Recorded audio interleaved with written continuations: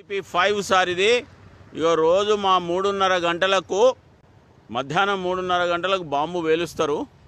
ఇగో చూడండి, ఇగో ఇదంతా దుమ్ము పొగ, అదల్లా ధూళి ఓసిపి మట్టి ఇంట్లో ఉంటుంది. ఆ బాంబులు వేల్చేటప్పుడు 11A దగ్గర మమ్మల్ని ఆపినరు. నేను కారేసుకొని ఇలా మంత్రి కోర్టుకు పోయినా. 11A దగ్గర ఆపితే ఈ బాంబు వేలుడుతోటే మా కార్లు కూడా జలగలగలగల అదిరినాయి సార్.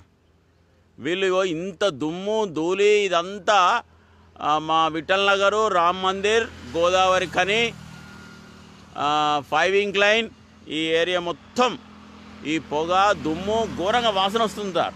ఎక్స్ప్లోజివ్ వాసన కూడా వస్తుంది.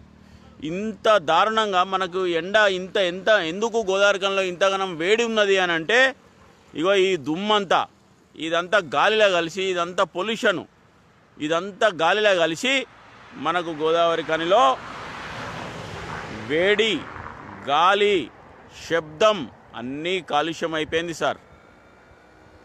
దీని మీద మీ అభిప్రాయాలు తెలియజేయాలి. Thank you sir. Thank you.